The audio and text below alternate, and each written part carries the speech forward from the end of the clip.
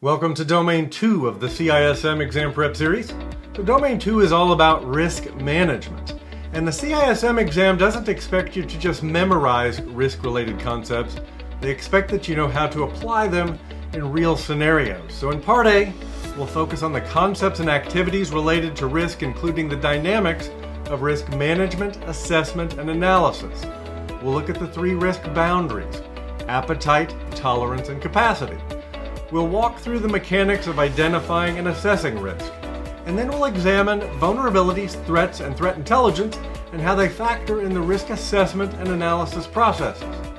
And we'll finish with a look at the three methods of risk analysis and the all-important risk formulas you should know how to use on exam day. Let's dig in.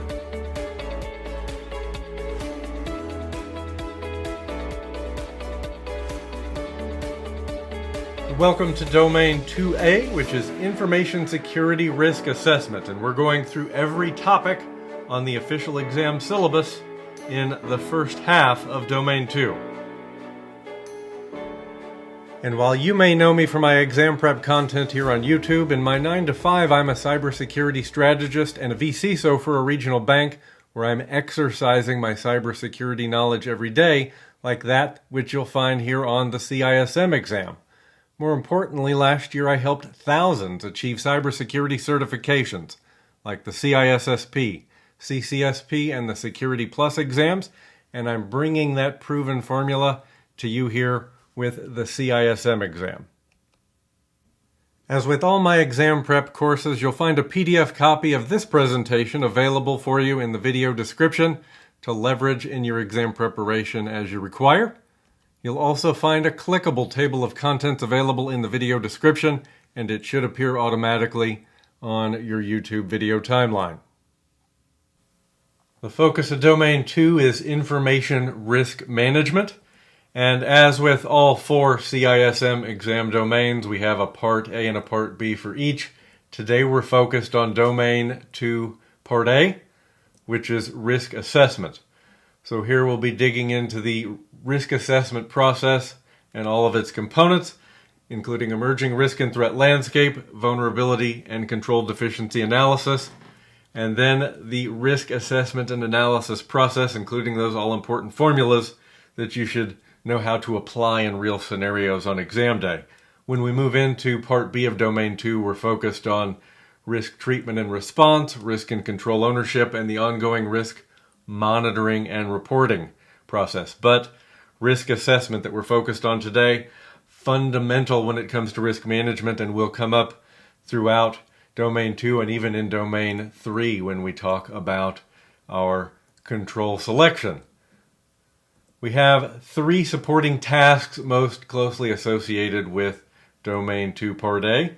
That's number 22, participate in and or oversee the risk identification, assessment, and risk treatment processes. We'll look at the impact of budget culture, risk appetite, legal and regulatory, and how they apply in our decision making.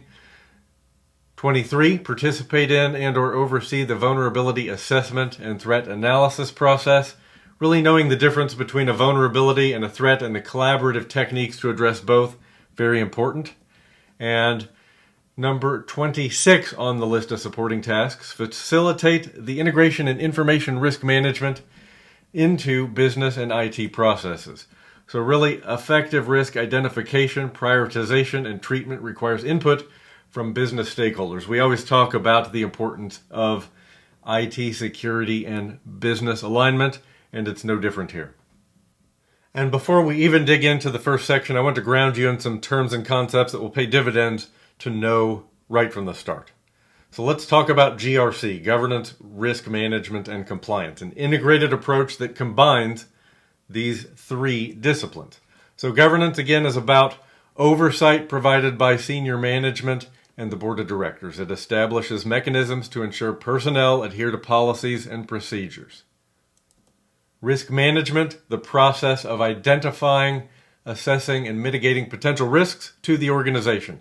It involves identifying potential risks and their impact, prioritizing risk mitigation based on business objectives, and then developing and implementing internal controls to manage risk. And then finally, compliance, the process of documenting, monitoring, and enforcing policies, procedures, and controls to ensure adherence to standards and regulations. So let's talk about the 3 risk boundaries. So risk appetite is the first, the amount of risk the organization is willing to take on across all assets. We then have risk tolerance, which is the amount the organization will accept for a specific threat asset pair.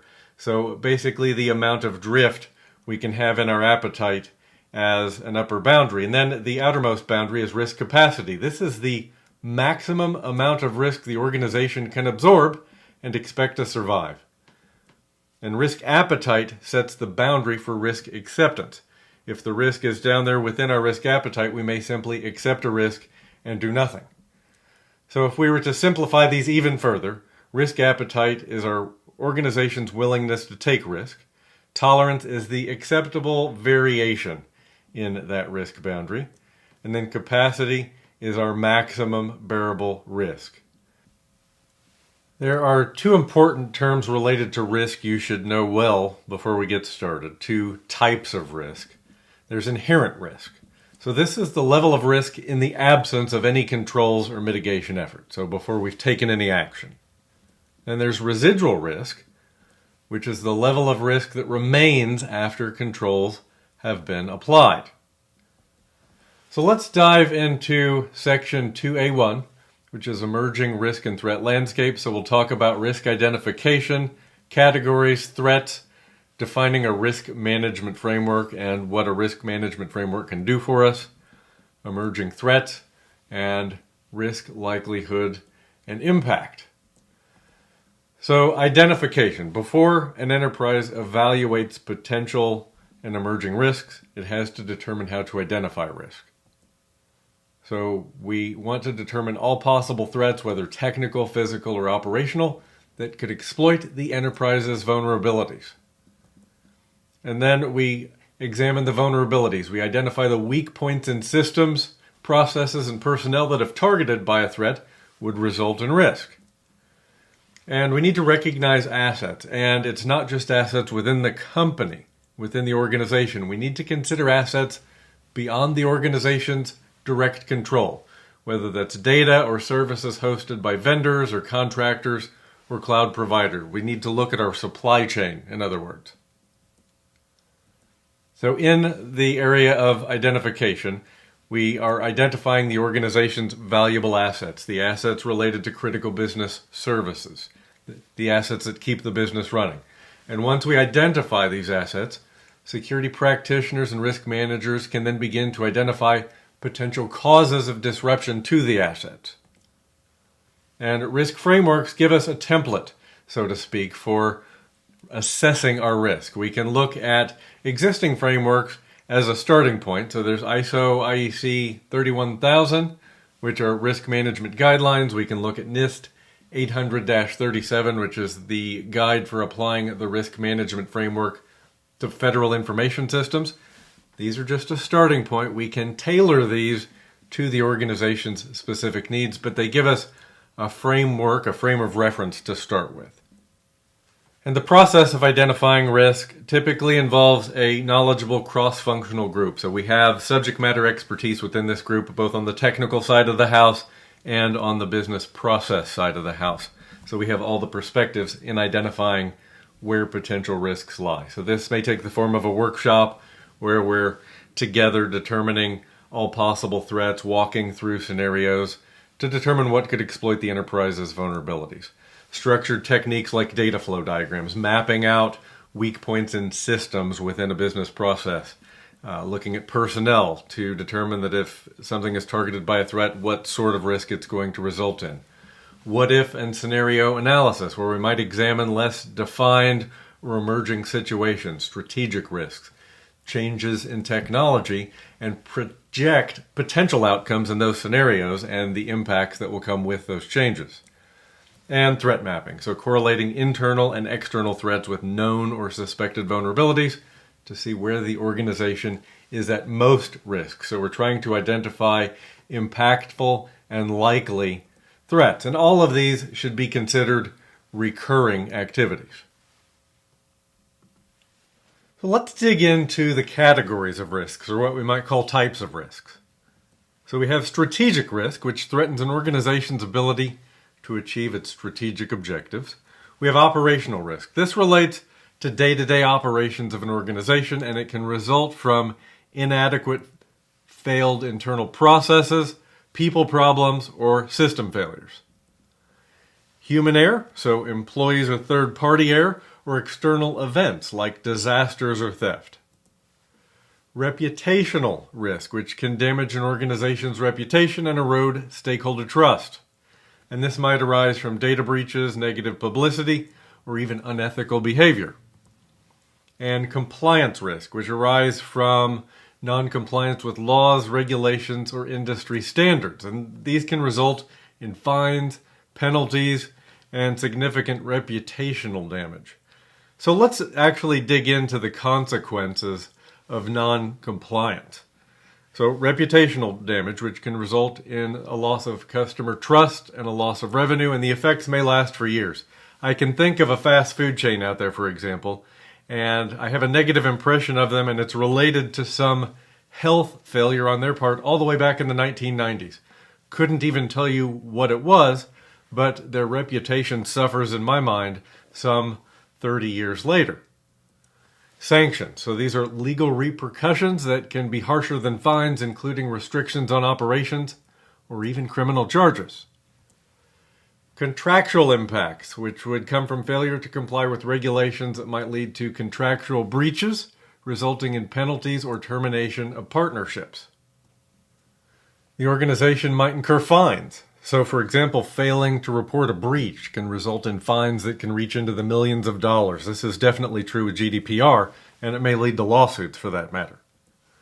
Loss of license. So in some cases, non-compliance can lead to the revocation of a business license or permit to operate. So continuing with risk categories, we have technology risks. So technology risks are associated with the use of technology, as you might imagine. This can include cybersecurity threats, system failures, and data breaches. And this can lead to unplanned downtime, which can significantly disrupt operations. It might increase our costs due to emergency repairs. And business impact analysis can really come in handy here in identifying business critical processes and services and their related technology assets so we can get ahead of some of these risks. There's data risk, which can relate to the collection, use, and disclosure of data, and it can include data breaches, data loss, and privacy violations. So data risk can lead to financial loss, including those regulatory fines we talked about, reputational loss with a decline in customer trust and brand value, which can be tough to overcome. It might result in loss of trade as customers simply move on to competitors with better data security practices. It can result in disruption to business operations with potential downtime and the recovery costs that come with downtime. Identity theft with unauthorized access to personal information. And legal consequences, lawsuits, and regulatory penalties. So a variety of risks in the data category and all potentially very impactful. And finally, we have human resources risks. So these arise from the actions or inactions of employees, contractors, or other personnel. And they can include issues like employee misconduct, negligence, or lack of training. And these risks can lead to consequences like legal disputes, like wrongful termination lawsuits or discrimination claims, financial losses like those arising from employee theft or fraud, reputational damage like negative publicity from employee misconduct that, as we discussed, can be very hard to get past, and operational disruptions such as those caused by employee absenteeism or low morale. So let's talk about threat actors. We'll start with types of threat actors. So at a high level, we have white hat hackers, who are authorized security professionals who act with permission to discover and help fix vulnerabilities in systems and networks. So a threat actor who is on our team effectively. Black hat hackers, who are malicious actors who exploit vulnerabilities for unauthorized purposes and personal gain. And somewhere in the middle we have the gray hat hacker, who are unauthorized actors who discover vulnerabilities but report them to the organizations rather than exploiting them maliciously. So let's talk about threat actors and their motivations. So every threat actor is going to be motivated by money or their mission or some combination thereof. So in the nonprofit area, we will have threat actors who are entirely mission-driven. Anything in the government space is usually going to be a mix of money and mission. There's going to be some economic motive and political motive, typically. And then there are threat actors who are purely profit-driven. It's just a business for them. In that category would be your criminal syndicates. So nation-states in the government space, there's going to be some combination of economic motive and political motive, gaining advantage for their nation. And then there is the hacktivist who is focused purely on their mission, on their benevolent cause or perceived benevolent cause. But understanding a threat actor's motivations can help us to understand the potential threat they pose to us and the risks that come from those threats. So I've also charted out for you here a description of specific threat actors, their motivation, skills, and funding, typically. So we have script kiddies, for example, who are very inexperienced, low skills, typically low funding. We have hacktivists, who are mission-driven and will vary in their skills and funding. But moving up that list, we have criminal syndicates, high skill, high funding, focused on business, right? Financial gain. Advanced persistent threats, that's where your state-sponsored actors will fall in. These are the folks that are motivated by a combination of money and mission. They're well-funded, highly skilled. Insiders, often overlooked by organizations. These are folks within the organization who already have access, who may be seeking financial gain, or it could be a grievance they're trying to resolve. So maybe a disgruntled employee, typically self-funded, but dangerous because they've already crossed that access barrier. And then you have competitors who are looking to steal sensitive information. This is espionage. Bear in mind that espionage begins outside the organization, but that competitor may work in concert with a disgruntled insider. So it begins outside, but that may shift. So just understanding the different types of threat actors and their motivations can help the organization to understand the threats and the risks that result from those threats. And we're going to continue to peel back the layers here so you really understand all the facets of the risk assessment and analysis process. I really want it to be something you know on exam day. So let's talk about a couple of important terms here. Threat vector and attack surface. So let's start with definitions. Threat vector is a method or combination of methods that attackers use to gain unauthorized access to a computer system, a network, or data. So think of it as the pathway an attacker takes to exploit a vulnerability. Examples would include phishing emails, malware and attachments, unpatched software vulnerabilities, social engineering tactics. And then we have the attack surface, which is the sum total of all the possible entry points that an attacker can take to exploit a system and gain access. It's the broader landscape of weaknesses an organization or an individual presents. A larger attack surface means there are more potential threat vectors attackers can utilize. So examples here: unsecured devices, weak passwords, open service ports, outdated software, or even reliance on untrusted sources. So let me restate threat vector and attack surface in an analogy that might make this more accessible. So imagine you have a castle.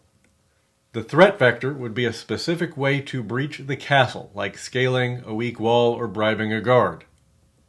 The attack surface would be the entire castle itself, including all its walls, gates, and potential weaknesses. So the stronger the castle's defenses, the smaller the attack surface will be, and the fewer effective ways attackers will have to breach it. So let's touch on just a few examples of threat vectors, those pathways threat actors use. There's email and social media, which are very common entry points for phishing attacks, spam, and social engineering attempts, email being the most common. And this can result in compromised user credentials, the spread of malware, or even ransomware. Direct access, so physical access to facilities or systems, often achieved through unauthorized entry or social engineering of building access controls. For example, we see tailgating and piggybacking used by attackers who are socially engineering employees to hold the door open for them. Wireless networks, networks that can be accessed remotely, potentially allowing attackers to connect from nearby locations without physical access, which is a great reason why we want to make sure that we have the right amount of wireless coverage and we don't have wireless signal transmitted well beyond our necessary boundaries. Removable media, physical devices like USB drives that can be used to spread malware or exfiltrate data. We've seen threat actors actually drop an infected USB drive in the parking lot of an organization just to get an employee to carry it in and plug it in to transmit malware, for example. The cloud, so cloud services that may have misconfigured access controls or security vulnerabilities that attackers can exploit. And finally, third-party risks, so vulnerabilities introduced through supply chain vendors or other business partners, perhaps software companies we purchased services from who have access to systems or data. And we see an increased focus on third-party and supply chain in 2025. Let's shift gears and talk about threat intelligence and threat intelligence feeds. So threat intelligence broadly can describe any activity an organization undertakes to educate itself about changes in the threat landscape. This often comes in the form of a feed containing information about malicious entities that can be ingested by our tools. A single feed may be comprised of many sources, including open-sourced intelligence, and it may be factored to be human readable, it may be machine readable, which is more often the case these days. And an entity might be an IP address, a website, a threat actor, an APT, a file hash, or any indicator of malicious activity. And the activities and resources that help organizations to learn about these changes are broadly referred to as threat intelligence. So you have the open source community. This can be publicly available information that comes from government agencies like CISA, security blogs, community forums. And you also have what we'd call proprietary or closed source intelligence. So these will typically be coming from commercial sources that will provide exclusive information or paid access to threat data, maybe intelligence to their customers. We see this from companies like Management, CrowdStrike, IBM. Microsoft delivers it to their cloud-based security services. There are vulnerability databases. These are centralized repositories of known security weaknesses and flaws in software, hardware, systems, a number of sources that can help organizations prioritize their patching and to understand emerging exploit trends. So there's the National Vulnerability Database. We'll talk about the NVD, CVE, CVSS, the Common Vulnerability Scoring System, MITRE ATT&CK, all a bit later when we're discussing vulnerability management. Indicators of compromise. So this is forensic data that indicates a potential security incident has occurred, such as unusual file signatures, suspicious log patterns, or other digital evidence of malicious activity. An indicator, but not a confirmation. So this could be file hashes of a known malicious file, IP addresses that have been flagged for malicious activity, known malicious domain names. And there's threat indicator management and exchange. These are standardized systems and protocols for sharing threat information between organizations and systems. So TAXII and STIX come up here most predominantly when we think about machine-readable threat intelligence exchange. I'll unpack STIX and TAXII for you in just a moment. And then there are public and private information sharing centers. These are organized communities and centers like information sharing and analysis centers that facilitate threat information sharing within specific sectors, often using protocols like TAXII and STIX. We can also get information through local meetups, just meeting with other security professionals. That's going to be very much just a human-friendly exchange. So, assessing threat intelligence. Not all threat intelligence is of equal quality and utility. Your mileage may vary, right? Key considerations would include timeliness, so how current and relevant is the threat information, and information that's more than a few days old is going to be, an indicator in our mind that it may be outdated at this point. Accuracy, what is the reliability and truthfulness of the threat information based on the source we received it from and the evidence behind it? Relevance. How applicable is the threat information to our specific organization, our industry, our systems, which can vary based on the business we are in and the software we are running and the hardware vendors we work with. Confidence scoring. So a standardized rating system to evaluate trustworthiness and reliability of the threat intelligence, oftentimes the confidence level of the entity that is providing us that intelligence. They can tell us this is high impact, high certainty, and that's going to carry weight with us if we trust that organization. So some key practices and activities in terms of remaining abreast. Subscribing to and integrating threat intelligence feeds from reputable sources, industry groups, government agencies like CISA, commercial providers that your organization works with. Conducting proactive threat hunting activities to identify and investigate potential threats and vulnerabilities. If you have a SIEM system, Security Information Event Management, this is a common tool organizations use to centralize their logging and to perform those threat hunting activities. Sharing threat intelligence information with relevant stakeholders, our incident response teams, for example, security vendors, our industry peers. We even see industries where multiple entities, like multiple banks, for example, will arrange organized threat intelligence sharing. I'll talk to you more about that when we touch on STIX and TAXI here in a moment. And continuously updating and refining threat intelligence processes and sources to ensure that we have effective, relevant processes in place. We're getting the latest information from the most reputable and relevant sources to our business.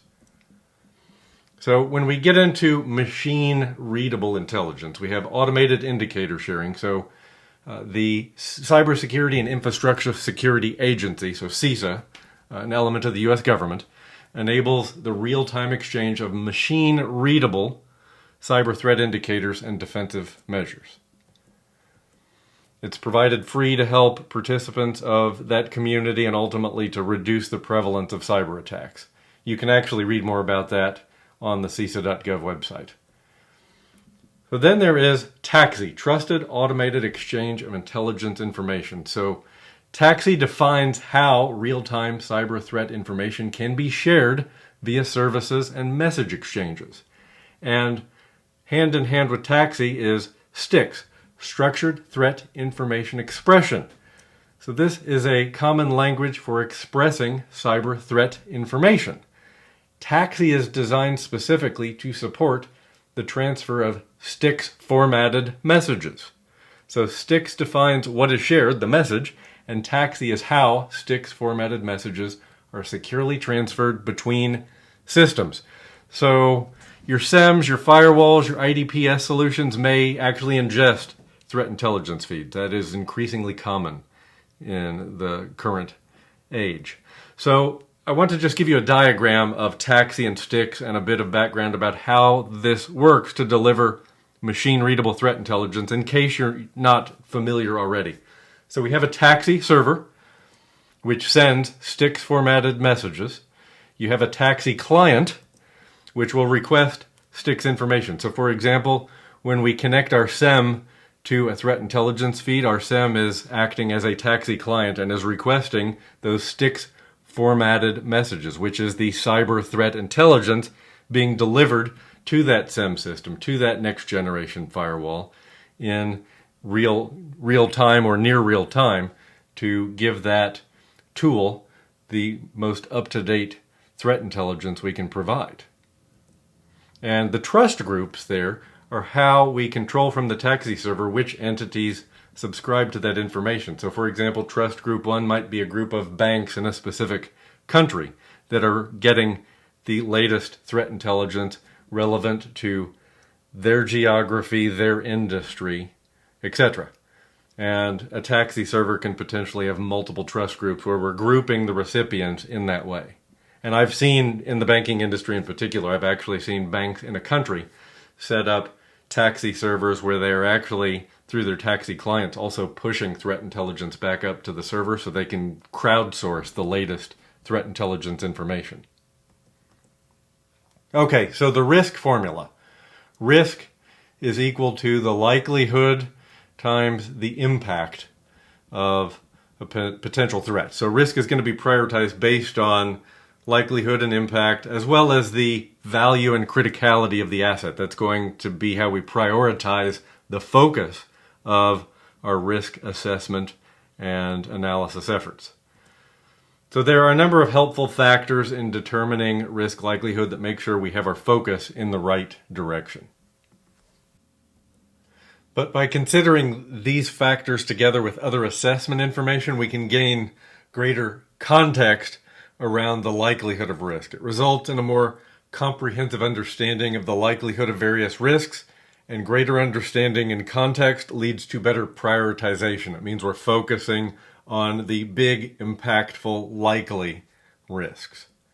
So the first element is volatility. So the probability of a risk can fluctuate based on the stability or lack of stability of the situation. And if conditions are unstable or rapidly changing, the likelihood of certain risks may be higher.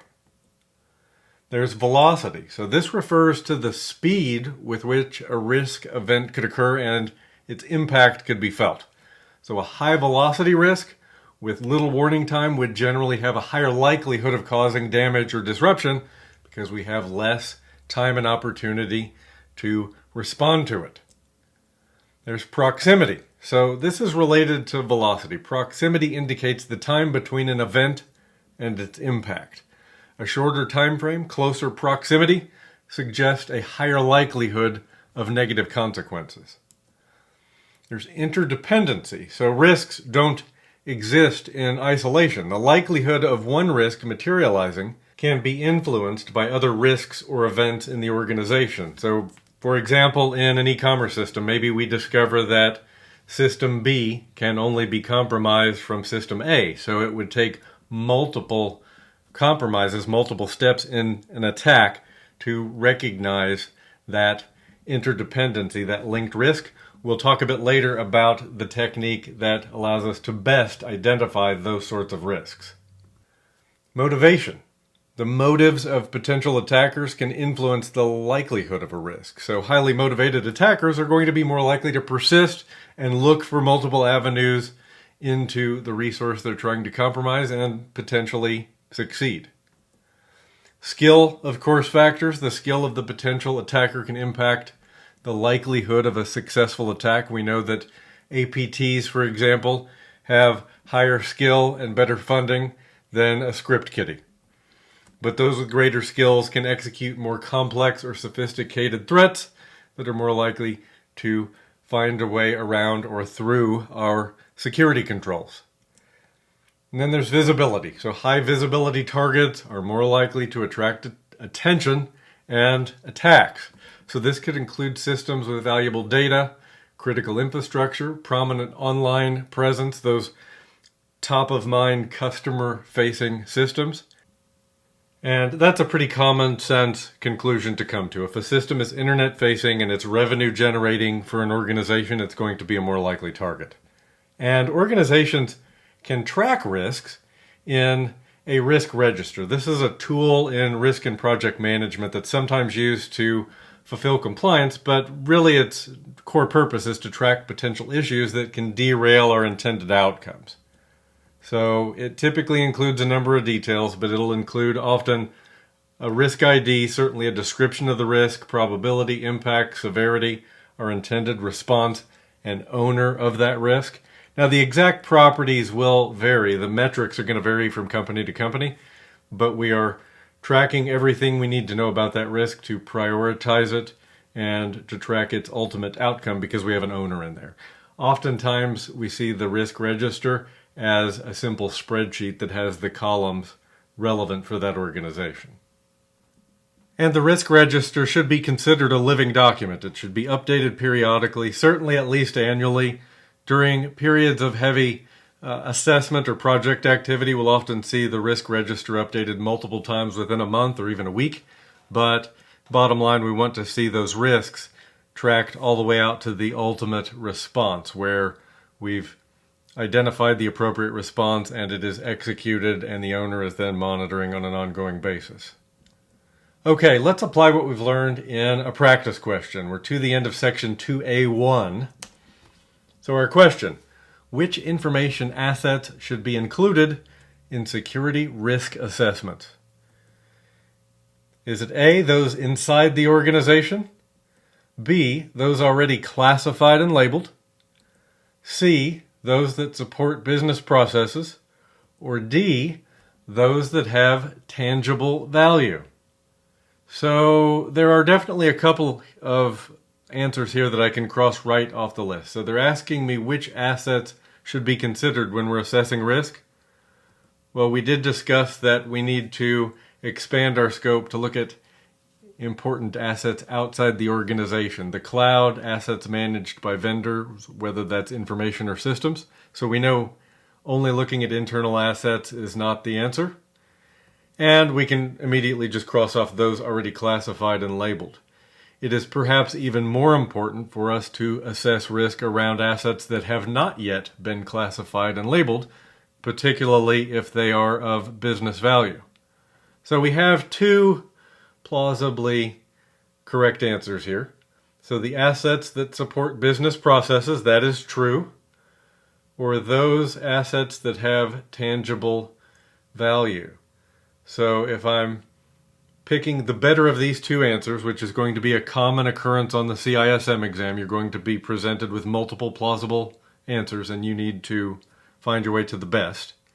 So both of these are true, and one of these is higher priority for a supportable and objective reason. So the answer here is going to be C, assets that support business processes. So the assessments should focus on information assets that directly support or interact with critical business processes. That enables the organization to prioritize risk management efforts on assets that are most important to their operations. We may have multiple assets that have value, but they are only secondary in their support of critical business processes. So that's going to be our top level filter when we're prioritizing. So moving into section 2A2, we're going to focus on vulnerability and control deficiency analysis. So this is really about how to identify vulnerabilities that you should focus your attention on, how to set your priorities. We'll talk about controls, security controls, and what makes an effective security control versus an ineffective security control, and how we can automate configuration and make configuration consistent using security control baselines.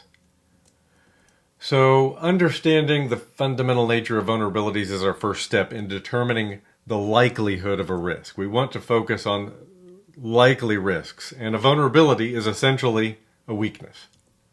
The weakness can exist in a system, a process, or even a policy. And it's not always a simple yes or a no. Vulnerabilities exist on a spectrum, with some being more severe than others and more easily exploitable than others. The degree of exposure directly influences the probability that a vulnerability will be exploited. A highly exposed, severe vulnerability is a significant risk. If I have a very significant risk in terms of its severity, but it sits behind 5 layers of defense, making it effectively never exploitable, it's not such a worry. I'm looking for those risks that are exposed and severe. That's where I'm going to focus my attention, is closing the door on my high probability risks. And proactive identification is absolutely critical. The goal here is to find and address vulnerabilities before they are exploited by malicious actors. To manage vulnerabilities, first you have to know how to find them. So one way are vulnerability scans, which are automated tools that check systems for known weaknesses. They're penetration tests that simulate real-world attacks to identify exploitable vulnerabilities. Security reviews, which involve a thorough examination of policies, procedures, and configurations. Audits, which assess compliance with security standards and regulations. So you notice here we have multiple tools, and these are absolutely complementary. But we need to consider all aspects. We need to look at process, procedural, physical, and technical vulnerabilities. We're looking across the spectrum. And our estimates can be quantitative or qualitative, so numbers or descriptions, and they may be used together in a hybrid, semi-quantitative approach. We'll look at all 3 of those before we're done in this session. And it's important to remember that subject matter experts can provide valuable insights and context, and that subject matter expert may be someone who is technically focused, but it may also be someone from the business process side of the house. A business process owner may have all sorts of context that can help dial our focus in to the most vulnerable aspects of a business service. But your controls, or security controls as they're sometimes called, are your safeguards, and understanding their weaknesses is also very important. So controls are designed to mitigate risks and vulnerabilities, and control deficiencies occur when controls are weak, ineffective, or missing. So we want to evaluate controls in context. The impact of a single weak control depends on the effectiveness of the other controls around it. If we have many layers of effective controls, one weak link isn't the end of the world. And a lack of training and awareness is a critical control deficiency we need to be aware of, because our end users are the first line of defense, and users who are unaware of security best practices are more likely to make mistakes, plain and simple. In fact, think about phishing simulations that we use to train our users on phishing email awareness. There are two things we can do to reduce the risk of ransomware to the business. The first is to reduce the number of malicious emails our users are presented, and the other thing we can do is to train them so they are less likely to click on those malicious emails. And another aspect of your vulnerability identification is recognizing typical vulnerabilities that are commonly exploited. These would include defective software bugs or flaws that are known and can be exploited, misconfigurations, so identifying incorrect settings in hardware or software that create security gaps, inadequate compliance, so just plain failure to adhere to security standards or regulations, poor network design, so flat networks or other design flaws that increase the attack surface. This is where network segmentation comes into play. Lack of redundancy, single points of failure that can cause disruptions or data loss, potentially affecting the availability leg of the CIA triad. Poor password choice. Avoiding weak or easily guessed passwords is actually pretty easy nowadays. Most of your identity platforms not only have policy controls that allow us to require complex passwords, but we can implement strong multi-factor authentication. Unprotected communications. Transmitting sensitive data without encryption, also easily avoidable in 2025. Insufficient staffing, just a lack of qualified personnel to manage security. Lack of proper hygiene and maintenance, not keeping systems up to date with patches. One of the best ways to prevent common vulnerabilities is to simply keep your systems up to date on their security patches. And some zero-day vulnerabilities actually come through the door using unpatched systems. So patching your systems is actually a good way to at least partially insulate yourself from some zero-day threats. But identifying a range of commonly exploited vulnerabilities results in a more effective, proactive risk assessment effort. At the end of the day, you want to avoid focus on unlikely edge cases where spending a lot of time analyzing and implementing controls doesn't really reduce our overall risk. Part of staying informed is knowing where to look, and there are many authoritative sources of vulnerabilities out there. So a few include the NIST National Vulnerability Database, which is a comprehensive source of vulnerability information. You have common weakness enumeration at the list of software and hardware weakness types. Common vulnerabilities and exposures, CVE. This is a dictionary of publicly known information, security vulnerabilities, and exposures. These are commonly included in reports from vulnerability scanners. OWASP, the Open Web App Security Project, focuses on web application security. They have myriad resources out there that will help you with common vulnerabilities. And ISACA cites a few categories of vulnerabilities, including network, physical access, applications, utilities, supply chain, process, equipment, cloud, IoT, bring your own device. So a lot of areas we can focus, but it's really about understanding the common vulnerabilities. Now I want to unpack just a couple of items in the list we see here. So the common vulnerability exposures and the common vulnerability scoring system and how they tie into the National Vulnerability Database. So the CVSS is the overall score assigned to a vulnerability. It indicates severity, and it's used mainly by many vulnerability scanning tools. That's where I see it popping up in my day-to-day.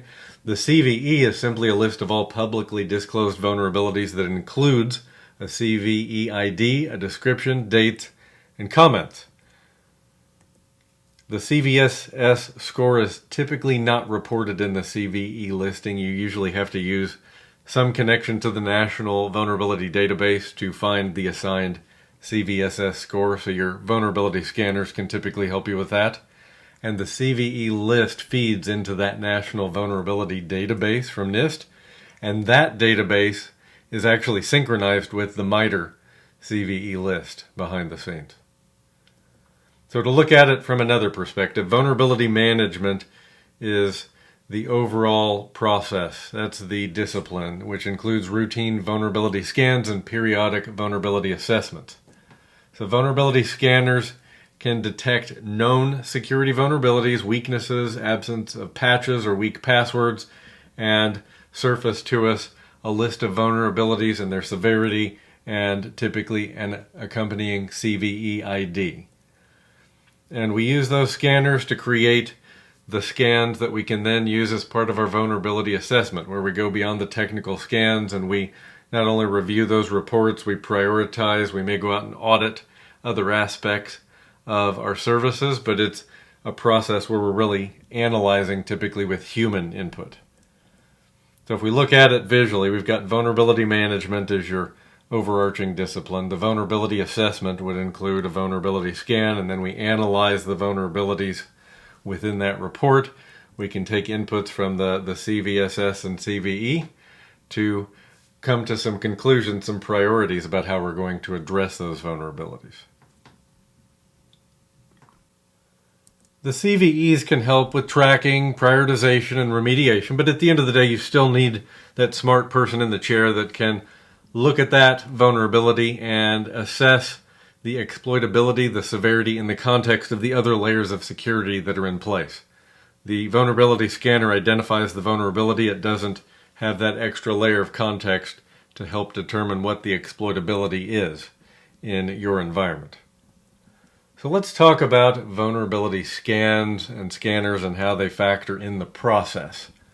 So the role of vulnerability scans in monitoring and maintenance. So the idea with a scan is to identify weaknesses in your IT infrastructure.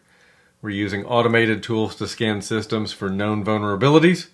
Common tools would include Tenable. Qualys makes a very common scanner.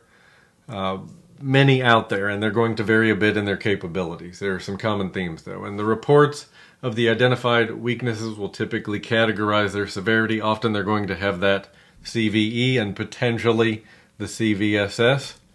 They may also even suggest potential remediation steps. Depends on the tool. At the end of the day, regular vulnerability scans can verify the efficacy of your configuration management and identify new issues and regressions. It's pretty common that when we find a vulnerability that it's due to some regression somewhere that perhaps we've addressed in years past, and somehow we've got a piece of technology that's managed to step around a policy, or a policy was unintentionally modified and now some configuration is no longer being enforced. And so what we see very commonly is a monthly vulnerability scan can establish a pattern in which the team can quickly spot negative changes month to month. And in environments I work with, we do this, and occasionally we do find something that has regressed, and we'll go back and address it as quickly as we can. People are not perfect, accidents happen, and a recurring vulnerability scan can help us identify where perhaps we have a regression in a policy-based configuration or a security control baseline. And the scan, though, is assessing possible vulnerabilities in our computers, our network, and really any equipment that can be exploited. We can point a vulnerability scanner at a range of addresses and make a number of checks, but the capabilities, the types of scans we can do will vary. So for example, a credentialed scan, where we give the vulnerability scanner a login, a credentialed scan is a much more powerful version because it has higher privileges than a non-credentialed scan. It can spot vulnerabilities that require privilege, like non-expiring passwords. A non-credentialed scan has lower privileges than the credentialed scan, obviously. It will find vulnerabilities that any attacker would easily find. These kinds of scans can find missing patches and some protocol vulnerabilities. So each of these have their place, and you'll want to use them both. Non-intrusive scans, these are passive and they merely report vulnerabilities. They don't cause damage to your system or probe in any way. That's normally what we're working with. Intrusive scans can cause damage as they try to exploit the vulnerability and should be used in a sandbox and not your live production system. I don't see these used as often, of course. And configuration review. So configuration compliance scanners, and for example, the desired state configuration in PowerShell can ensure that no deviations are made to the security configuration of a system. But the combination of techniques can reveal which vulnerabilities are most easily exploitable in a live environment. Network scans can look at computers and devices on the network and help identify weaknesses in their security. So this is where we can often find services that are listening on our network that we don't expect should be there. We can find potential protocol vulnerabilities. Application scans, so you'll have scanners that are specialized to look at applications and perform regression testing to make sure that our code doesn't have any exploitable deficiencies. Web application scans may crawl through a website as if they're a search engine looking for vulnerabilities. Perform an automated check for application vulnerabilities like cross-site scripting or SQL injection, the types of vulnerabilities that would show up in the OWASP top 10 list.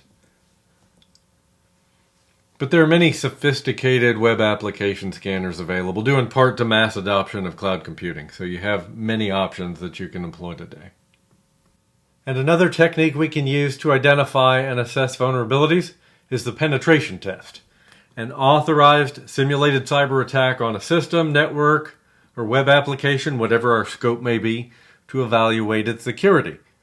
Effectively, an ethical hacker using the same tools, techniques, and processes as real attackers to find and demonstrate vulnerabilities. And there are a few different approaches we can take to penetration testing. There's the known environment test, where the tester is given a map of target systems and networks, and they go into the test with substantial or full information of the target systems and the networks. Typically, we'll tell them quite a bit about the network and what types of systems perhaps reside on those networks. This is also called a white box test. And then there's the unknown environment, where the penetration tester knows nothing about the target systems and networks. They go in completely blind and they build out a database of everything they find as they go. That's a black box test. And then there's some middle ground, a partially known environment where limited information is shared with the tester, sometimes in the form of logon credentials. It's intended to simulate the level of knowledge that a hacker with long-term access to a system would achieve through research and system footprinting. We call that a gray box test. And we find these are effective when used together. For example, if we have a couple of black box, unknown environment tests come back clean, that's where we move into a partially or known environment test, where we give the penetration tester more information so they can dig deeper to find vulnerabilities in the inner layers of our environment, so we can continue to strengthen the security posture. And with the penetration test, it's important we have rules of engagement that define the purpose of the test and what the scope will be for the people who are performing the test on the network. And this really ensures everyone will be aware of the scope, what systems will be considered, the date and time, any constraints that everyone should be aware of. A penetration test should never happen without a signed contract and rules of engagement. And a couple of techniques worth mentioning. There's lateral movement. So this is where the pen tester gains access to an initial system, and then they try to move to other devices on the inside of the network. So if our pen tester can compromise a system, lateral movement is something we would like them to attempt, so we can understand the strength of our security once an attacker has breached that trusted network. Privilege escalation. This is a security hole created when code is executed with higher privileges than those of the user running it. Something we'd also typically ask a penetration tester to attempt. If they can compromise a system, try to elevate your privileges and execute commands with higher privileges. Generally, it's a higher level account, but in some cases, they may manage horizontal privilege escalation where a user gains access to another user's resources. And then there's persistence. So in the context of penetration testing, this refers to the tester's ability to achieve a persistent presence on the exploited system long enough for a bad actor to gain in-depth access. So they would have a presence that survives across reboots and is not wiped out by anti-malware software. But effectively enabling the ability to reconnect to the compromised host and to use it as a remote access tool over time. And some organizations, particularly larger organizations, will carry out different exercise types in the context of penetration testing to exercise their capabilities. There's the red team, which are internal or external professionals dedicated to testing the effectiveness of a security program by emulating the tools and techniques of likely attackers. This is offense in the context of the exercise.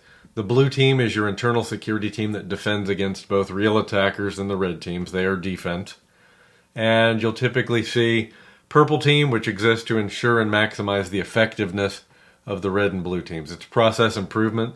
It's not actually a separate team. It is the red team and blue team together, working to improve the process. Red plus blue mixed together equals purple, thus the reference. And you may assign a white team. These are the folks responsible for overseeing an engagement or a competition between a red team of mock attackers and a blue team of actual defenders. They are effectively the judge or referee.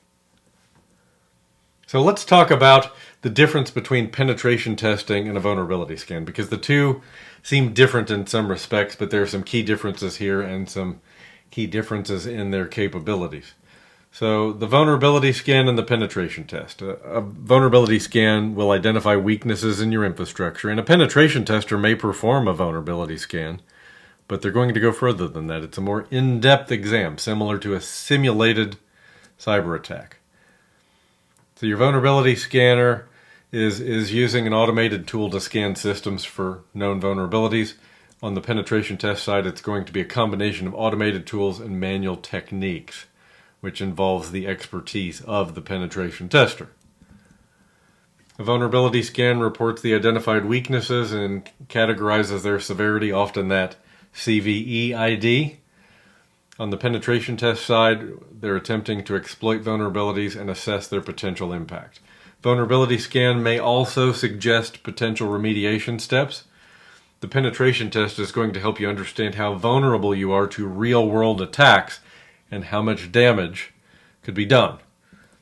So think of a vulnerability scan as like a fire alarm. It warns of a fire, but it doesn't say exactly where or how severe it is. That's why in a vulnerability assessment, we really have to assess how severe and exploitable that vulnerability is.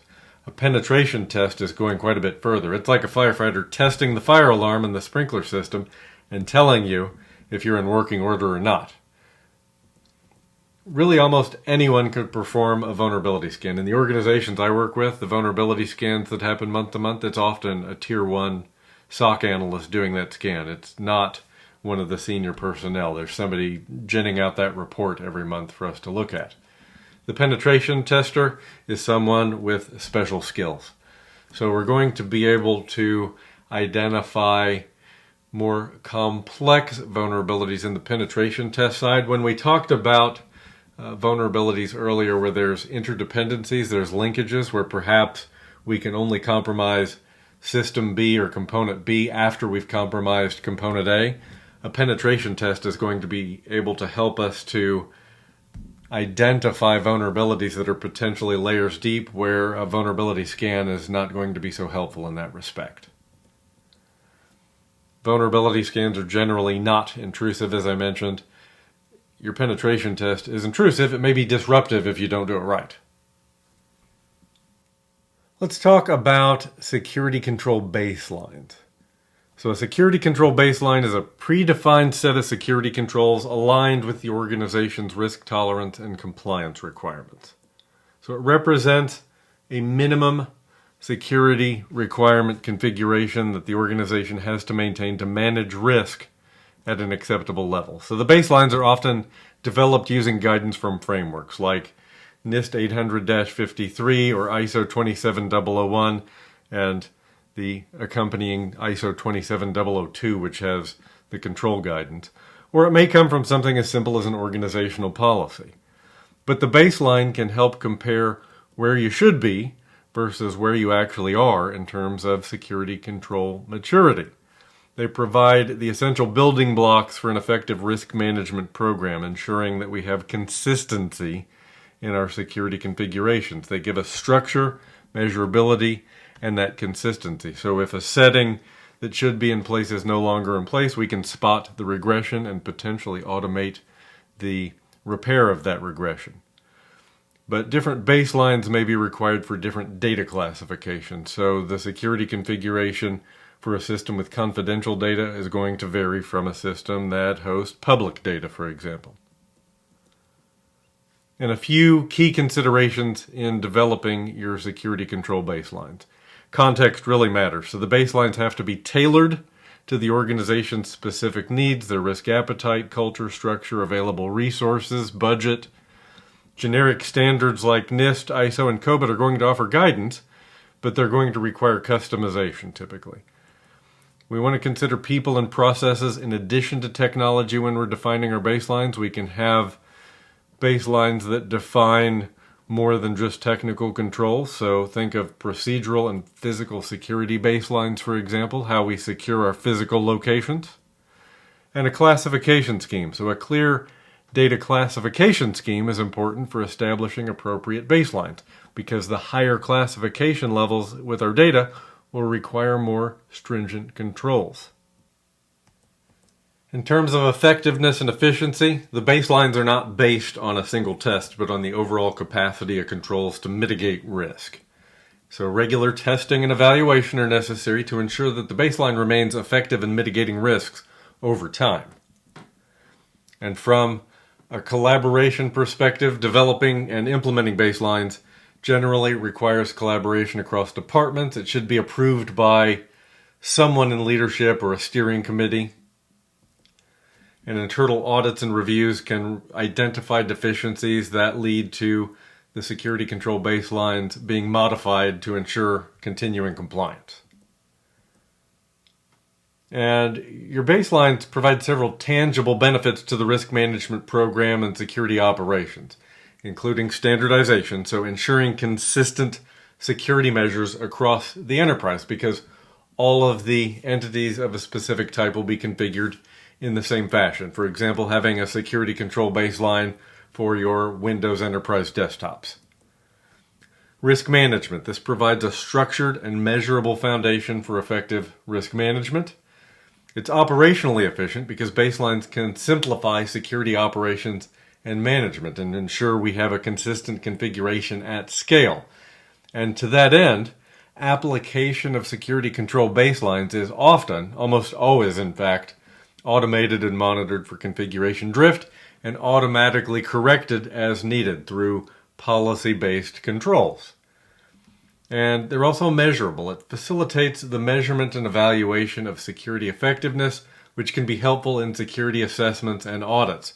It's a great way to provide proof to an auditor without having to go to a great deal of additional effort in the context of that audit.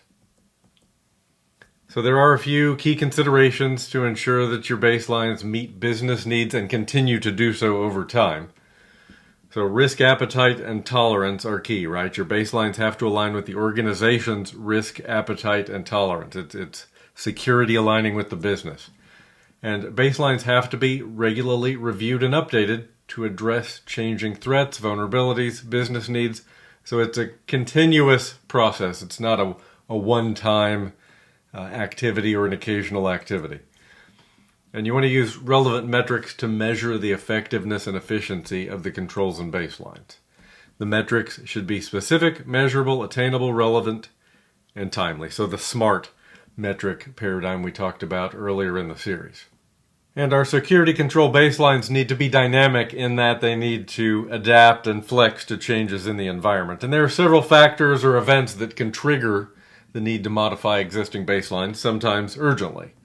So an incident, for example, any security incident, whether it's due to a control failure or a lack of control, can necessitate a reassessment of risk and may require adjustments to the baseline. A root cause analysis is going to be important in that case to make sure we're addressing the cause of the incident so the change is effective.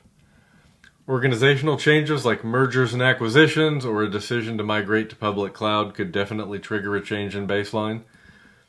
Continuous monitoring and assessment of controls can certainly reveal degradation over time or identify areas where controls are no longer effective. And this can be as simple as changes to an operating system over time as patches roll through. Maybe a control isn't as effective now as it was before a minor change. But this triggers the need to update the baselines, and we always have to be watching for those triggers. And we could encounter external events outside the organization, protests, civil unrest, natural disasters that could necessitate temporary or permanent adjustments to our physical security baselines. Legal and regulatory changes, so new or updated laws and regulations might mandate changes to security controls, and that is going to flow down to our baselines for sure. Changing risk appetite, so if the organization's risk appetite shifts, if our leadership has a change in strategy, it may cause us to adjust our security baselines to match the organization's change in their appetite for risk. New threats and vulnerabilities, of course. The emergence of new threats or vulnerabilities is going to require a reassessment of risk. It might lead to changes in the baselines to ensure continued efficacy.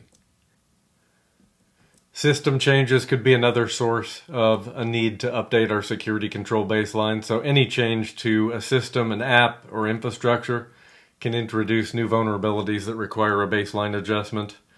And we have to review our baselines on a regular basis just to ensure they remain effective as threats evolve, vulnerabilities may crop up in the environment, or business requirements change. But maintaining an appropriate level of security should really be viewed as a continuous process. And it's not just internal changes. Again, remember that just as we identify assets outside the organization, changes outside the organization that affect our internal organization, such as vendor updates, where we might identify new vulnerabilities or changes in their products, for example. Just a normal side effect of software version updates may necessitate modifications to the related security baselines. Okay, let's put what you've learned in Section 2A2 to the test with a practice question. And our question is, which is the best way to assess and prioritize the overall risk deriving from a series of vulnerabilities in related systems? So we're looking for the best way to assess risk in the aggregate across a series of vulnerabilities in linked systems. Our options are A, security audits, B, risk assessments, C, penetration tests, or D, vulnerability scans. So we need to assess and prioritize aggregate risk across a series of vulnerabilities in linked systems. So the fact that the systems are linked, that means we're talking about interdependencies here. So that means that one vulnerability might not be exploitable without first exploiting a vulnerability somewhere upstream in the linkage. So that means I can take two answers right off the table here. Security audits and risk assessments, which aren't going to actively test the systems in a way that will be meaningful in this sort of assessment and prioritization. And vulnerability scans and penetration tests are both active technical exercises of our security. So they are assessing in an active technical way, but one of these is going to be better suited than the other to assessing the vulnerabilities in linked systems, where we might have to compromise one in order to detect another. And in that case, there's only one clear answer here, and that is C, penetration test. In fact, penetration tests are about the only type of security assessment that attempts to exploit vulnerabilities sequentially, linking them together and providing a measurement and prioritization of risks. We're not going to get that with a simple vulnerability scan, which is going to basically scan individual vulnerabilities. It's not going to compile those with any additional context that allows us to get to that answer. Moving on to section 2A3, which is risk assessment and analysis. So our important takeaways here are going to be fully understanding the relationship and differences between risk management, risk assessment, and risk analysis. And you'll notice that qualitative, semi-quantitative, and quantitative risk analysis are mentioned here. We're going to dig into those quantitative formulas that you won't be tested on directly in terms of memorization, but you will be expected to know how to use when confronted with a scenario on the exam. So risk assessment and analysis sound pretty similar, maybe even interchangeable, but what's the difference here? Well, risk assessment is the broader process of identifying, analyzing, evaluating, and prioritizing potential risks. It encompasses the entire life cycle from initial identification to developing mitigation strategies. Risk analysis is the specific step within risk assessment focused on analyzing identified risks, like evaluating likelihood and impact of identified risks, and detailed examination of the characteristics of particular risks. So in essence, risk assessment provides the strategic overview while risk analysis delivers the tactical insights needed to make informed decisions about risk management. So essentially, risk management is the overarching strategy for dealing with risks to ensure the organization meets their goals. And then we have risk assessment, and ISACA lays out a three-phase risk assessment process: risk identification, risk analysis, and risk evaluation. So risk assessment is that broader process of identifying, analyzing, evaluating, and prioritizing potential risks. And risk analysis is that subset of risk assessment that dives deeper into the specifics of identified risks. So let's look at the three phases of risk assessment, because the exam will test your understanding of these phases. So we have risk identification, risk analysis, and risk evaluation. So identification, this is where we're asking ourselves what could go wrong. We're identifying potential risks. This involves identifying assets, identifying threats, whether they're intentional, accidental, or natural, and identifying vulnerabilities, the weaknesses. And then identifying any existing controls. There certainly may be protections in place, but we'll need to at some point decide if those existing controls are adequate. And then determining potential consequences or impacts. Analysis, so that's where we're asking how likely is it to go wrong and how bad would it be? What is the worst that can happen?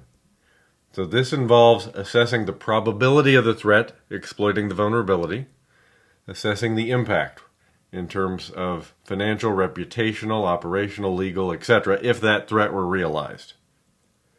And this often involves qualitative or quantitative risk analysis. And then we have risk evaluation, where we ask ourselves, is the risk acceptable?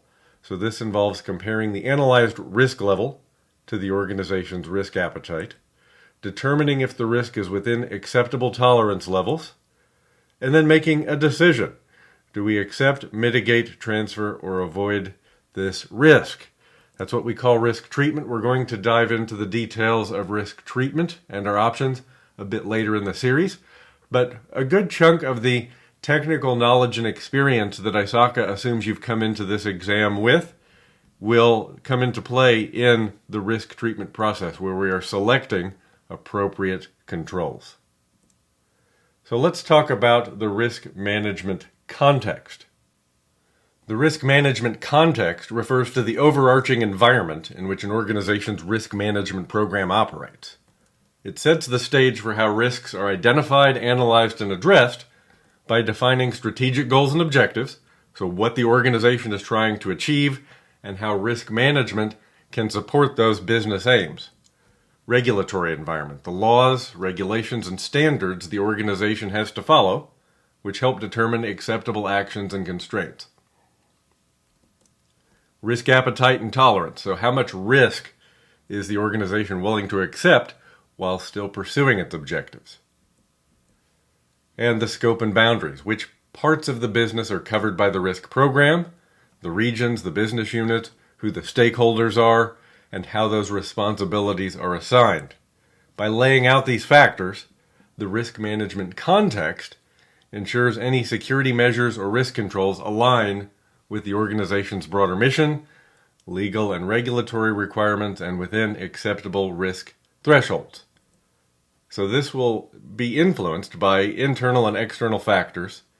So from inside the business, the internal environment, mission, goals, objectives, business strategies, financial health, current risk practices, our organizational maturity, and from outside the environment, market conditions, economic conditions, applicable laws and regulations, social and political environment, external stakeholders, external threats and threat actors, our supply chain, regulators, partners, suppliers.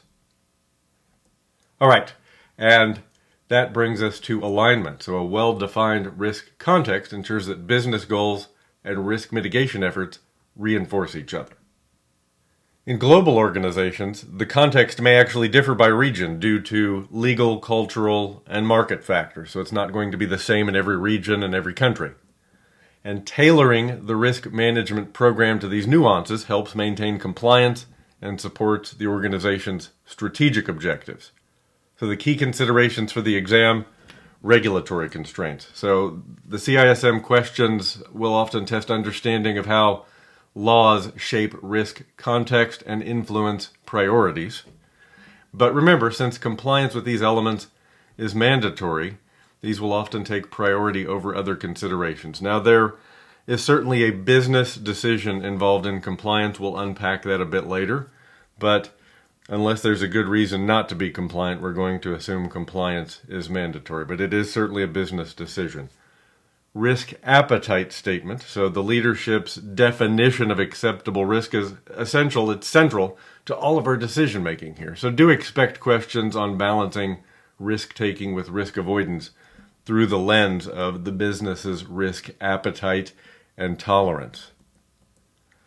And then documentation and communication. So be prepared for questions on the importance of clearly documenting the risk context so stakeholders understand its boundaries and rationale. This means distilling technical concepts into non-technical language for business leaders, an important part of communication on the whole, right? We always need to be tailoring communication to our audience, appropriate language and appropriate communication channels and appropriate schedule or cadence.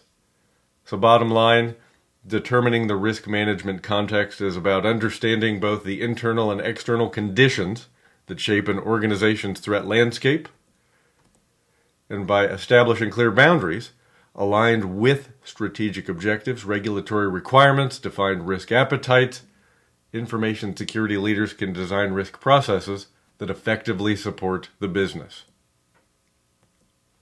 So just to walk through the core risk management processes then from an ISACA perspective. Risk identification, we assess those risks, risk response and mitigation, and then ongoing risk and control monitoring and reporting. We make sure those controls remain effective. And remember, risk analysis is that subset where we're looking at individual risks and analyzing the conditions there. Response and mitigation, that's more or less where treatment is happening. And right here in monitoring and reporting, we're identifying changes, driving improvements there based on the continued effectiveness of those controls. So, because risk is ongoing, the CISM perspective is that risk management should be viewed as a continuous adaptive loop. And you should appreciate the importance of change management in the risk management process. So any change to hardware, software, facilities, or processes can introduce new vulnerabilities. So those changes must go through the change management process. And the role of the security manager here is to participate in that change management committee to ensure all changes receive appropriate security review, to document and analyze any deviation from security policies and standards before final approval. And the enterprise impact here is that we're really extending beyond IT owners to facilitate management, business continuity, and outsourced services. So we're looking at the business picture, and this aligns security requirements with normal operational changes, system upgrades, data center blueprint changes, essentially ensuring security alignment with the business. Are you tired of hearing that yet? It's a big focus. But formalized change management processes can reduce unintended security gaps. Bottom line. So if we think about risk in the context of physical security and facilities management, physical security systems increasingly integrate with IT networks, which introduces new vulnerabilities, new potential attack vectors. And a lack of standardized hardware and software across dispersed sites can make implementation of consistent security roles difficult. So our facilities concerns include making sure we have contracts for facility services that include adequate SLAs and emergency response clauses. Undocumented or unreviewed changes in facilities infrastructure can impact our business continuity, and we always need to bear that in mind. Human factors represent a critical source of risk because that change management process involves people incorporating those changes, submitting those changes into change management. Bottom line here is inadequate oversight of facility changes or outsourced management can undermine security posture and business continuity. So, if we're outsourcing some of our facility operations or business functions, not just IT, but any function really, that expands the risk management scope to third-party compliance and performance. We have to exercise due diligence in selecting suppliers, drafting contracts, monitoring their performance, and this includes periodically confirming that third parties adhere to your organization's security standards. This means that we're assessing vendor compliance typically at least once a year. And in fact, in the real world, the way we often see that play out is with a vendor survey where they can at least self-report their compliance.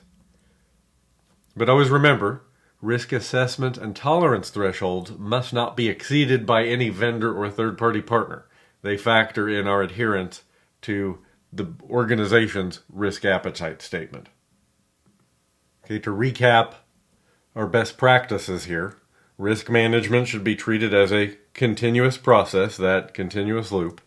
And our best practices include integrating with change management, so incorporating risk assessments and mitigation steps at each stage where changes occur, and we run those changes through change management. Maintain updated documentation. Keep records of changes, both IT and facilities, and communicate them across the enterprise so everyone's aware. Assess human factors, include background screenings, contractual terms, role-based access for internal and external personnel, employees and vendors. Conduct incremental updates, so rather than waiting for periodic major assessments, update risk analyses continuously or whenever a significant change is proposed. And align with business goals. We always want to keep security controls and risk decisions in sync with the organization's objectives and regulatory landscape.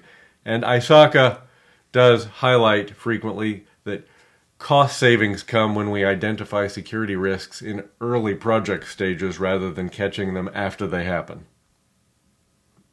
And let's touch on the role of the information security manager in all of this. That's essentially the role we're assuming here. The information security manager is a strategic leader who ensures that the risk management processes are interwoven into every phase of the system lifecycle, and by guiding policy compliance, evaluating the security implications of changes, and collaborating with both internal stakeholders and external service providers, the information security manager helps maintain a robust security posture throughout the enterprise. So let's talk about key issues and focus areas for risk scenario analysis. So in other words, What do we need to focus on when developing our risk scenarios so we have credible risk scenarios for analysis, so we're not focused on irrelevant edge cases? So we have to involve stakeholders. So scenario analysis shouldn't be confined to just risk analysts and senior management. We want to include staff from all levels, particularly those in the first line of defense who are directly involved in daily operations. They're going to have valuable insights into what they see frequently and how we deal with it today. But bring in those frontline people. Focus on a range of scenarios. So over-focusing on extreme low probability events can lead to neglecting the more frequent but less severe incidents that can still have a significant impact. So consider a range of scenarios with varying severity levels. Analyze how less severe incidents can cascade or combine with other events to create a more complex and impactful negative outcome. Remember, we talked about cascading risk. Build complexity gradually. So walk, then run. Complex scenarios can definitely be challenging to analyze and visualize when you're developing your organization's process to tackle these risk scenarios.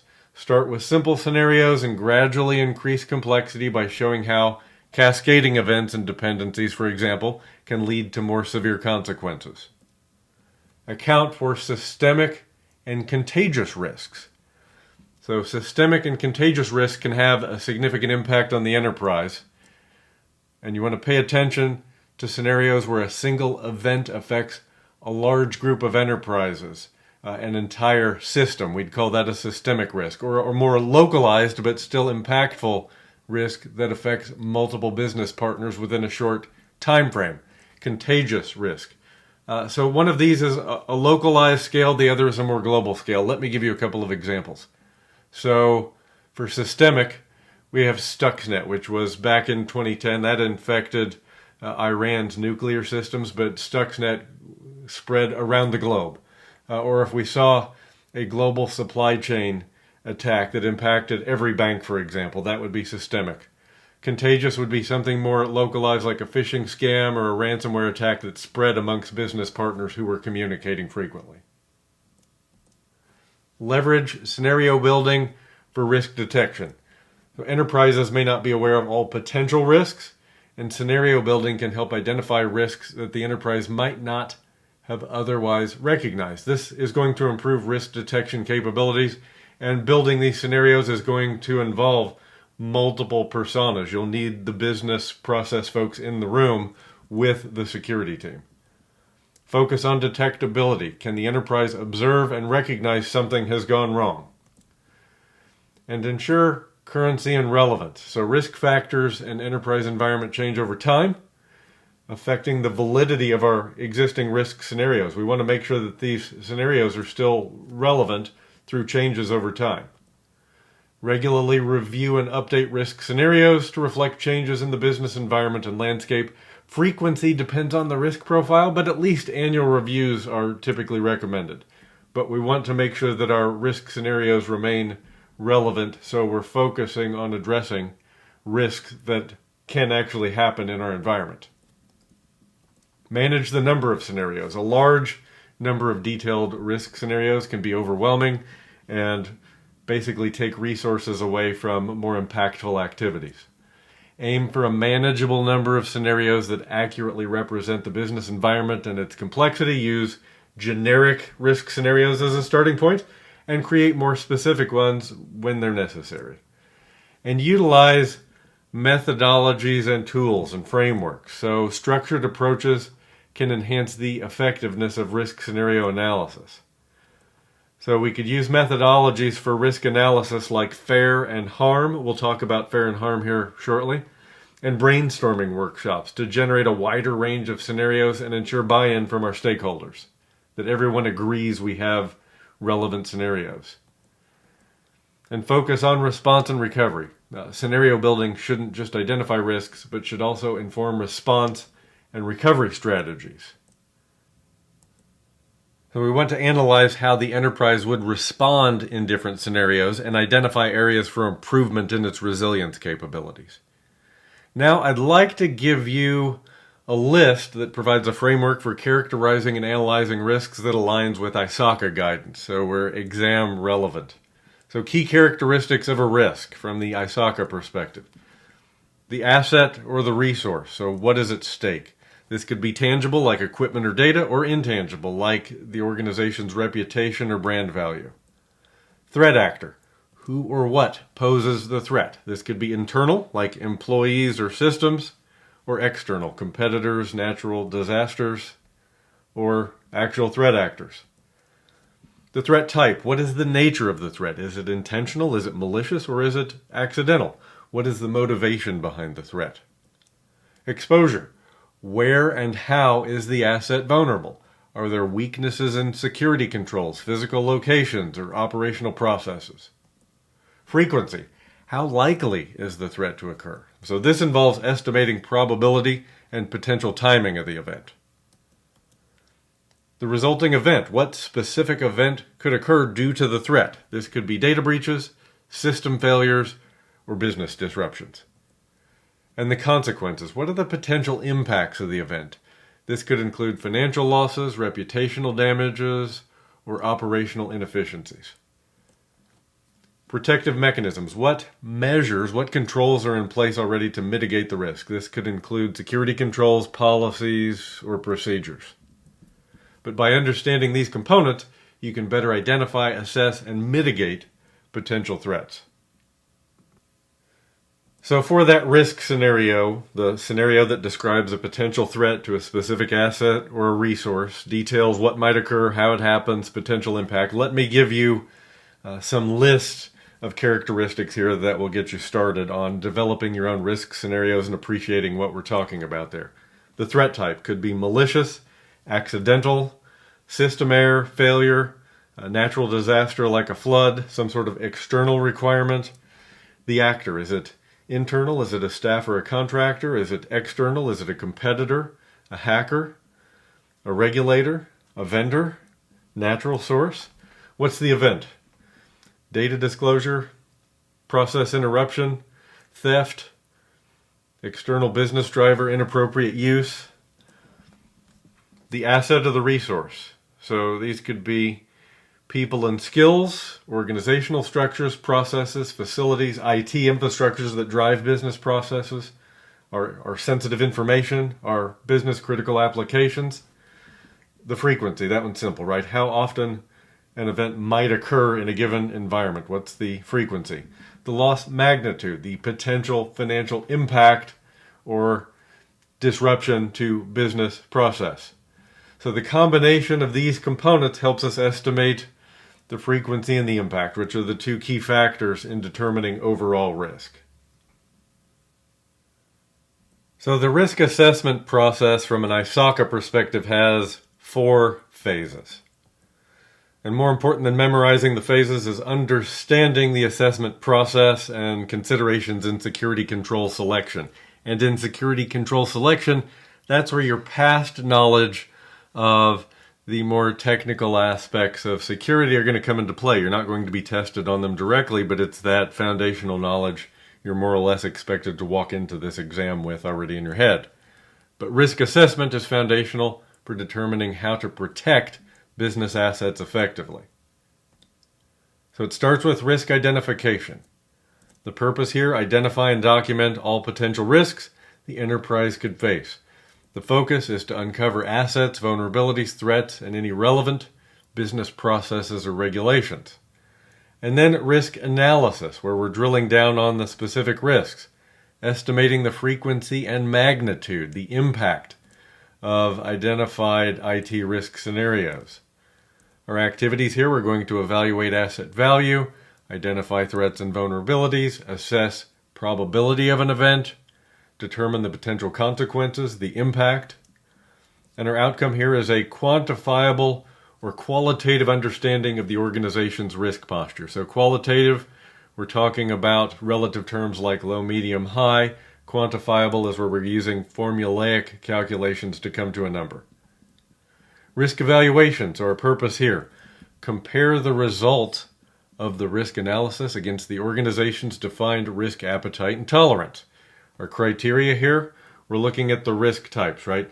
Operational, technical, financial, regulatory, legal, social, environmental. Our focus is to decide on appropriate risk response. Do we avoid the risk, mitigate it, transfer it through something like insurance, or do we simply accept the risk because it's within limits? But it's going to be aligned with enterprise goals, internal policies, and procedures, our risk appetite as an organization, to be sure. And then risk assessment. The purpose here, to formulate recommended actions based on the outcomes of risk analysis and evaluation. The focus here is a plan or a strategy detailing which controls, countermeasures, or activities to implement to manage risks within acceptable levels. So to look at it another way, we identify, determine what sensitive data exists, where it resides, how it's processed, stored, and accessed. Then we assess the situation for each area where data exist. Are there vulnerabilities, and are those vulnerabilities exploitable, putting our sensitive data at risk? And then how does it relate to our limits? So if the vulnerability, if the risk is ultimately within our limits, we're simply going to monitor residual risk for changes. If not, we'll evaluate potential responses. What controls might we put in place? And that's really the driver for accepting the risk. If the risk is within our appetite thresholds, yes, we can accept. If it's not, if it's outside our tolerance level, no, we're going to respond. We discussed systemic and contagious risk earlier. I want to describe cascading risk to you as well. So cascading risk occurs when one failure triggers a chain reaction of failures that amplifies the overall impact of those smaller failures. So how this can happen. Minor vulnerabilities, each seemingly acceptable alone, can compound when chained together. And this can be from multiple sources, not just technical sources, but non-technical dependencies like our supply chain or financial processes, where we have smaller failures that when combined push the organization over their risk thresholds where it's no longer acceptable. So let's look at an example. A fraudulent accounts payable process allowed invoices below a certain threshold to be paid without a corresponding purchase order. So technical controls only flagged larger invoices. The result is multiple smaller fraudulent invoices exceeding $250,000 went undetected because they came through in small amounts. The lesson here is that even well-designed individual controls can be exploited in combination if they're not reviewed holistically in the big picture. And we talked about risk assessment approaches. I wanted to touch on those frameworks that were mentioned earlier. So there is Factor Analysis of Information Risk, or FAIR, which is a very widely recognized framework that helps break down information risk into its core components. It provides a structured approach to analyzing risk, acting as a valuable complement to other risk assessment methods. FAIR is the method that I prefer and use most often myself. I feel it's most accessible, it's best documented. They provide some tools to help. There is also the Holistic Approach to Risk Management, or HARM, which actually builds upon FAIR, offering a methodology to standardize and refine an organization's approach to risk analysis. It's not a FAIR replacement, it actually enhances FAIR. And then there is Probabilistic Risk Analysis, or PRA. This framework is useful in analyzing complex systems. It's especially good for understanding risks across the entire life cycle of technological assets. The approach is based on probability, statistical theory, reliability engineering, and decision theory. So it's used in high criticality, high complexity scenarios. It was actually originally developed for the U.S. National Aeronautics and Space Administration, or NASA, here in the U.S., and the nuclear power industry. So not a framework you're going to encounter as frequently. Now we're going to dive into risk analysis methods, and ISACA recognizes 3 ways to evaluate risk to assets. They are quantitative, qualitative, and hybrid risk analysis. So quantitative risk analysis assigns a dollar value to evaluate effectiveness of countermeasures. It's objective. It uses formulas to come to that dollar figure. To prioritize, we may often initially calculate using an impact and probability score, but we're ultimately going to get to those formulas. Qualitative, on the other hand, uses a scoring system to rank threats and effectiveness of countermeasures on a relative scale. It's subjective in that respect. So it typically uses a relative low, medium, high scale. So we might see qualitative represented as a heat map, where we have a visual representation of risks affecting the organization, and it shows the severity with the most severe risks in red. But you see we're working in low, medium, high in terms of likelihood. We're working in low, medium, high in terms of impact, and using the relative severity and the color scale there to represent the impact.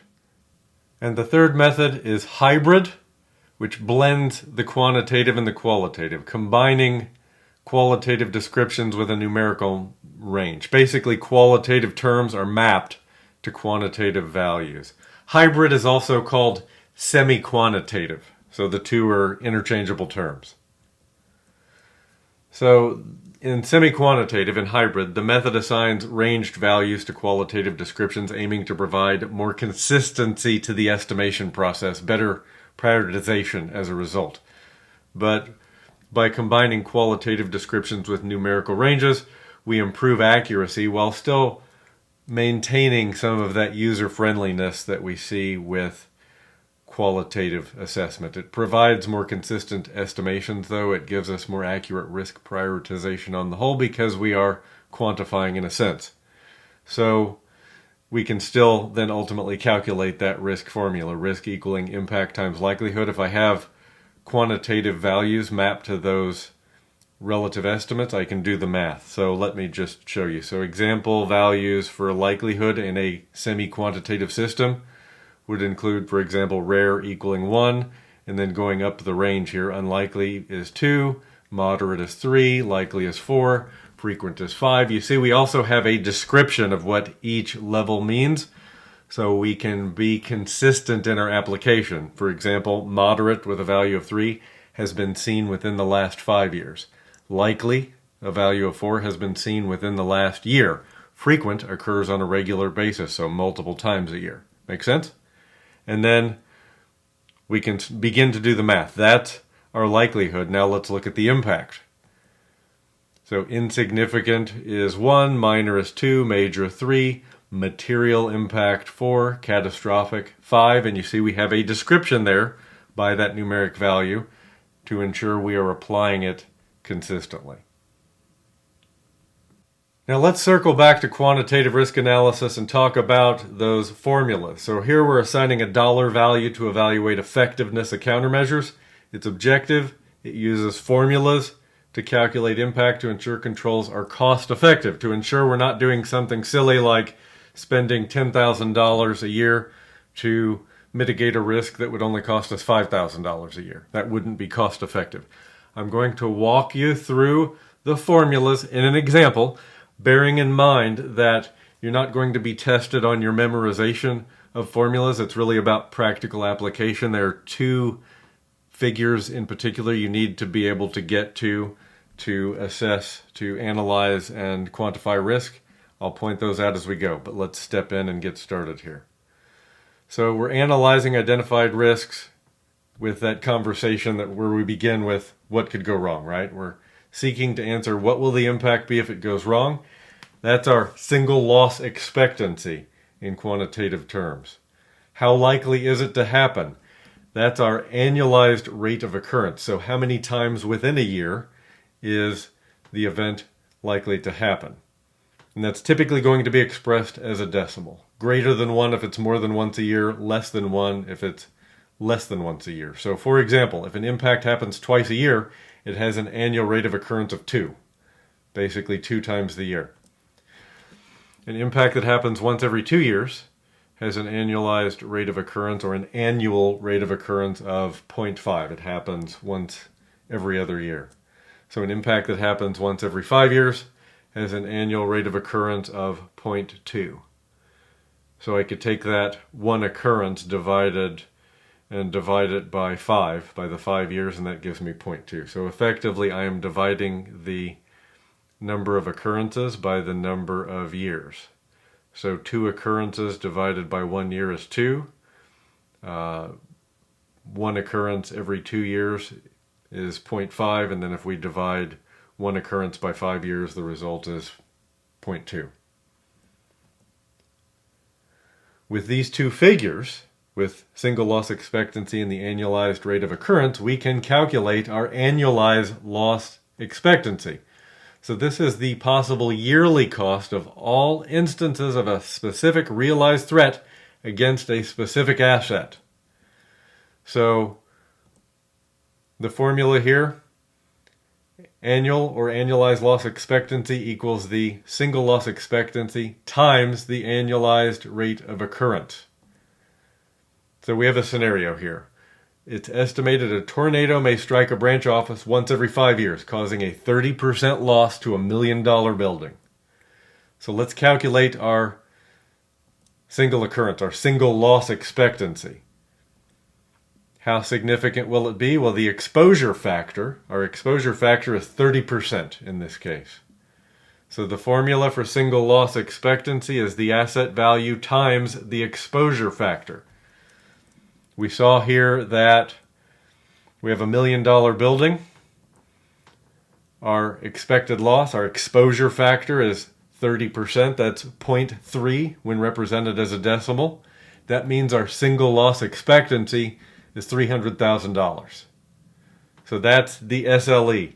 That's one of the figures you should be able to get to quickly for the exam. You should be able to do that math. They're not going to test you on the formula. They want to know that you use the formula if it comes up. Bearing in mind you have a limited number of questions, right? So you're not going to see any topic all that much, but this formula I would count as important in your ability to use it. All right, so that's our single loss. Now let's go the next step. Let's calculate our annualized cost. So we said single loss expectancy on the $1 million building at a 30% exposure factor is $300,000. The annualized rate of occurrence, this is going to happen once every 5 years. That means our annual rate of occurrence is 0.2. So let's do the math. $300,000 single loss expectancy times a 0.2 annualized rate of occurrence equals an annualized loss expectancy of $60,000. So when we are evaluating how effective, how efficient our control is, we want to make sure that we have a control that doesn't cost us more than $60,000 a year. So for example, if I were paying $70,000 a year for insurance to cover a $60,000 risk, I might want to go back and think about that strategy more carefully because I'm throwing $10,000 out the window every year in that scenario. So hopefully this gives you some perspective. I will give you a link to a longer video where I talk about quantitative risk analysis over in another exam, but this should get you over the line for exam day with the CISM. So analyzing cloud service provider risks. So a CSP or a cloud solution and the associated risks will involve potentially many departments and focus areas. There'll be business units involved, vendor management potentially, privacy concerns because we're potentially storing sensitive data in the cloud. IT is definitely going to be involved, our security team. And CSP operations should also be considered, but we can't audit those directly. We can't even really contractually do much. But your major CSPs, your Microsoft Azure, Amazon's AWS, Google Cloud Platform, they are audited for ISO 27001 compliance. They will produce a SOC 2 Type 2 audit, and you can typically download those on demand. So you can check those. You can do your due diligence by simply downloading the audit reports they will provide to you by simply asking, by going to their website and downloading. Now, there are other risk analysis methods out there that you can use, other techniques that tend to be more complex and less frequently used. They're called out by ISACA, so I wanted to share them with you here so you're familiar. There's Bayesian analysis, which uses prior knowledge or beliefs to inform the analysis of new data. It's basically using historical information. It updates the initial beliefs based on new evidence, resulting in a posterior probability. So it's leveraging prior experience heavily. There's bow tie analysis, which is a visual technique that represents risks in a bow tie shape. The knot of the bow tie represents the undesired event. The left side shows potential causes and threats, and the right side shows potential consequences. Controls and mitigation strategies are depicted as the lines connecting the causes and consequences to the knot. I don't expect you're going to get hands-on with any of these on the exam. This is really just to give you the high-level visibility and understanding that ISACA provides in their material. And then there's the Delphi method. I see this one every now and again. It's an iterative process that involves a group of experts who provide anonymous opinions on a specific topic. This basically leaves everybody free to express their true opinions. They're doing it in isolation, so we avoid groupthink.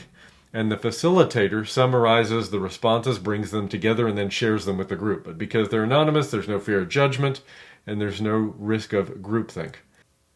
And the experts then revise their opinions based on the feedback, and the process is repeated until a consensus is reached. So a pretty effective strategy, I think. Event tree analysis is a forward-looking technique that starts with an initiating event and analyzes the possible outcomes and their probabilities. It follows the branches of the tree, the possible outcomes. It's a useful tool for predicting the consequences of different scenarios. There's fault tree analysis, which is a top-down approach that begins with an undesired event, the top event, and it works backward to identify the underlying causes. It helps them understand the root causes of failures and then to identify potential ways to prevent them. There's Markov analysis, which is a method used to model systems that transition between different states over time.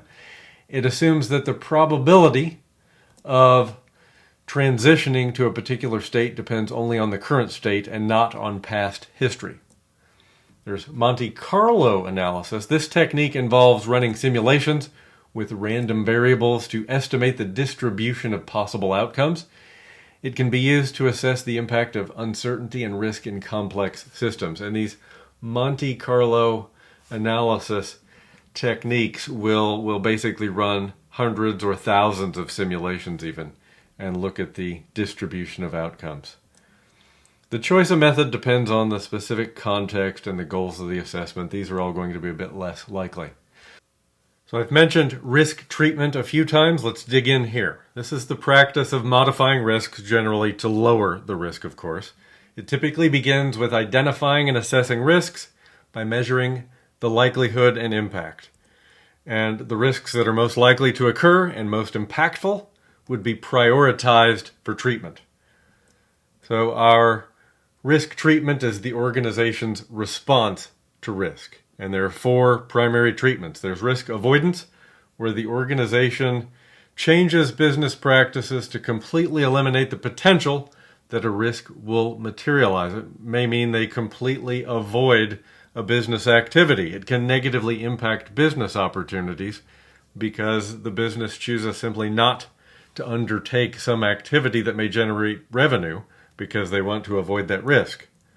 Risk mitigation. This is the process of applying security controls to reduce the probability and or the magnitude of a risk. There's risk transference, which shifts some of the impact of a risk from the organization experiencing the risk to another entity. Insurance is our most common example there. So if I simply mitigate a risk, what I'm doing there is reducing the amount of risk, and what's left over is the residual risk, right? With risk transference, I'm handing that risk off to someone else, the insurance company. Now, as an organization, I am still accountable for that risk, but I'm transferring the responsibility over to the insurance company. Cyber insurance is a great example in this context. And then there is risk acceptance, deliberately choosing to take no other risk management strategy and to simply continue operations as normal in the face of the risk. Of course, we would continue to monitor that risk to ensure that it remains within the organization's boundaries, within their risk appetite. We'll use this when the cost of mitigation is less than the cost of impact. Do make sure you know these concepts and be ready to recognize examples on the exam. Definitely going to come up. Now, let's apply what we've learned in Section 2A3 with a practice question. What is the primary reason for performing risk assessment on a continuous basis? Is it A, continual justification of the security budget? B, the risk environment is constantly changing? C, new vulnerabilities appear daily. D, to keep management up to date on risks. So they're asking us, what is the primary reason? Think number one reason for performing risk assessment on a continuous basis. So there are a couple of answers I can cross off the list here right away. I always want to try to eliminate obviously wrong answers as a first step. So even if I don't 100% know the final answer, I have a better chance of guessing the right answer. So I'm going to cross out A, continual justification of the security budget. We justify our budget once a year, more or less, so it's not going to be a daily activity. And I'm going to take keeping management up to date on risks. Our management perspective is tactical or strategic depending on the manager we're working with. So they're looking more mid to long range. They're not there with us day to day in lockstep. We've talked a few times about making sure that our communication is tailored to our audience in the right format and at the right cadence. So day to day on this would be too much. So is it the risk environment is constantly changing or new vulnerabilities appear daily that would cause us to perform risk assessment continually? Well, the answer here is B. The risk environment is constantly changing. It's not something that happens on a daily schedule. It happens when it happens, which is potentially all the time. It's impacted by factors like changes in technology, shifts in our business strategy, and these changes introduce new threats and vulnerabilities to the organization. So as a result, risk assessment should be performed continuously. Remember, it is an adaptive continuous loop in the ISACA perspective. And my friends, that's what I have for you for Domain 2A. I hope you're getting value from the series. As always, if you have questions, reach out here in the comments or ping me on LinkedIn or Discord. Happy to help wherever I can. Expect that I'll drop Domain 2B here in the next 3 days or so. And I'll look forward to seeing you in the next installment. Until next time, take care and stay safe.